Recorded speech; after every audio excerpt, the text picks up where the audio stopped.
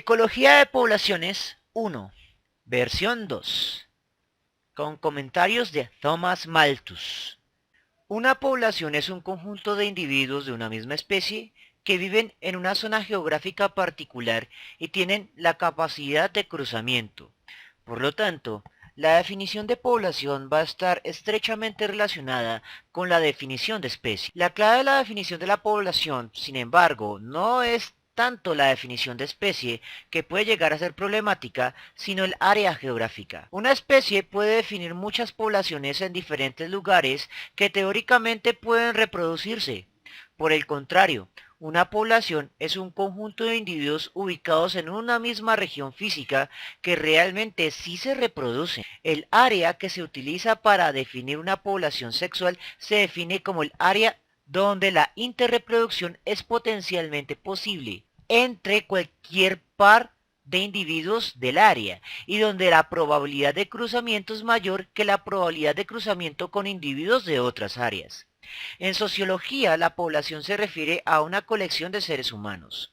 La demografía es una ciencia social que implica el estudio estadístico de las poblaciones humanas. Sin embargo, en biología, las definiciones se extienden a cualquier especie, especialmente las que tienen reproducción sexual, pues permiten una definición de especie más sencilla. Las distribuciones y la dinámica de las poblaciones varían ampliamente entre las especies.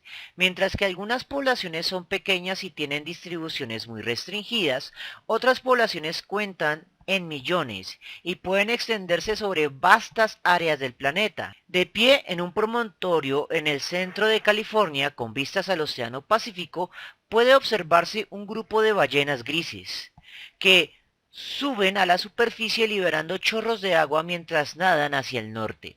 Las ballenas están rodeando el punto de la Tierra en su camino a los lugares de alimentación en las costas de Alaska y Siberia, puesto que los mares del norte son extremadamente productivos. Este grupo particular se compone de hembras y crías. Las crías nacieron durante el invierno anterior a lo largo de la costa de Baja California, las tierras de hibernación de la ballena gris. A lo largo de la primavera, toda la población de más de 20.000 ballenas grises rodeará este mismo promontorio en su camino hacia los mares de Bering y Shanxi. Las ballenas grises viajan de un extremo al otro del mundo 2 veces al año, a una distancia de unos 18.000 kilómetros.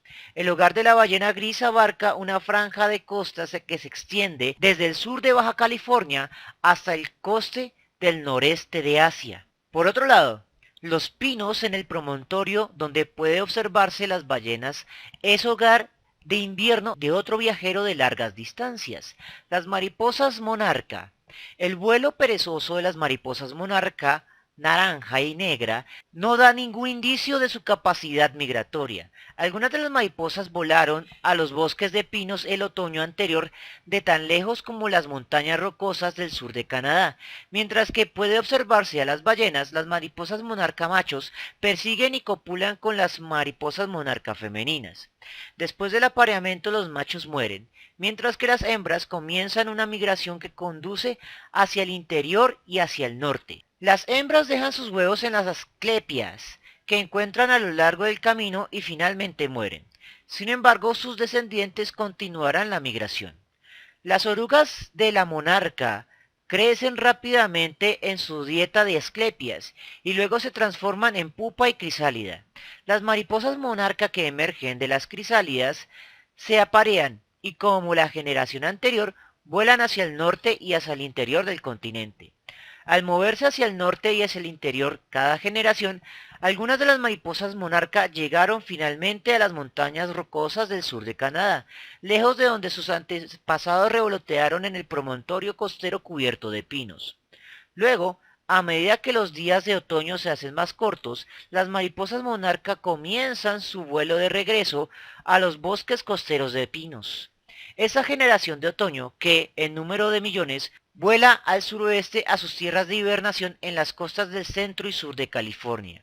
Algunos individuos pueden volar más de 3.000 kilómetros. Las mariposas monarca que sobreviven al viaje al bosque de pinos pasan el invierno colgando de los árboles. se aparean en la primavera siguiente y comienzan nuevamente el ciclo. Las ballenas grises y las mariposas monarca, tan diferentes como pueden parecer, llevan vidas paralelas. Los pinos de Monterrey, que cubren el promontorio donde las mariposas monarca invernan y por el cual pasan las ballenas grises 2 veces al año, son muy diferentes. Las poblaciones de pinos de Monterrey no migran en cada generación y tienen una distribución muy restringida. La actual gama natural del pino de Monterrey se limita a unos pocos sitios en la costa del centro y el norte de California y a 2 islitas frente a la costa del oeste de México. Estas poblaciones dispersas son los restos de una población grande y continua que se extendió por más de 800 kilómetros a lo largo de la costa de California durante el clima más fresco del último periodo glacial. La historia del pino de Monterrey subraya un hecho muy importante sobre la distribución de especies. Son altamente dinámicas, especialmente durante largos periodos de tiempo. Con estos 3 ejemplos comenzamos a considerar la ecología de las poblaciones. Los ecologistas pueden definir una población como un grupo de individuos de una sola especie que habitan un área específica. Una población de plantas o animales podría ocupar un cerro de montaña, una cuenca fluvial, un pantano costero o una isla. Todas estas áreas definidas por límites naturales. Igualmente, las poblaciones estudiadas por los biólogos ocupan áreas definidas artificialmente como un país, un condado o un parque natural.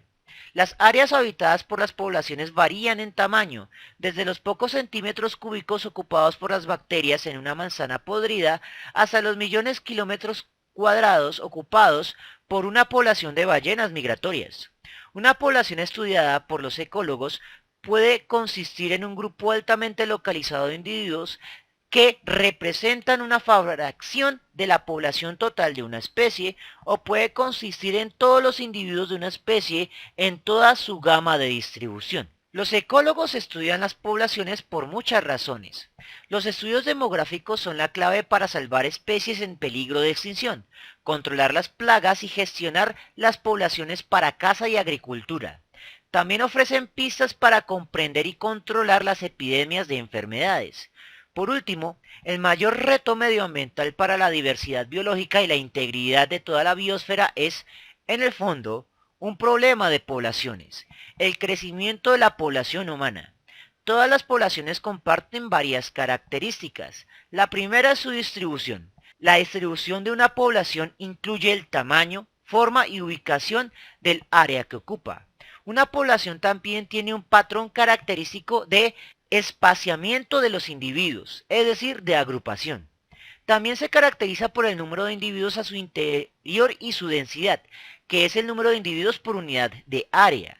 Las características adicionales de la población, su distribución por edades, las tasas de natalidad, mortalidad, inmigración, emigración y crecimiento, también entran a considerarse. El individualismo es uno de los problemas más graves a la hora de poder estudiar la biología, y en especial la teoría sintética de la evolución, así como sus conceptos asociados como la selección natural, la mutación y el azar.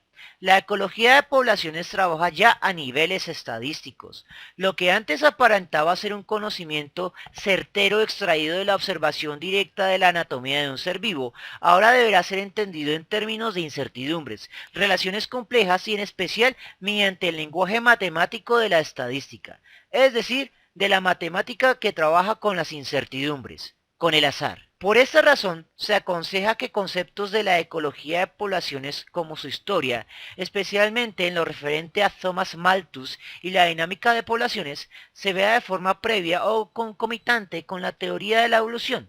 La razón de esto es que los conceptos postmendelianos se desarrollan poco a poco en una fusión entre genética y la ecología de poblaciones, en especial gracias a los trabajos de Morgan y Fisher. Cabe destacar que la rama de la ciencia que combina a las poblaciones y la genética fue la que dio origen a la estadística moderna y se denomina genética de poblaciones. En las próximas lecciones vamos a analizar las características de la población y la dinámica de las poblaciones.